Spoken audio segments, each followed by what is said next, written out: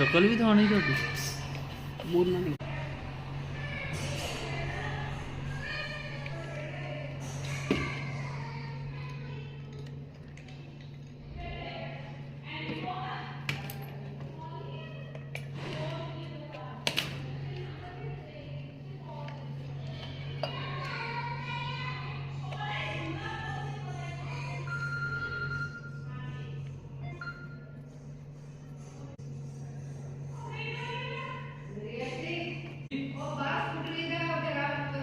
आ गया जी आ गया 2 मिनट जरा हथ का काम खत्म कर लवा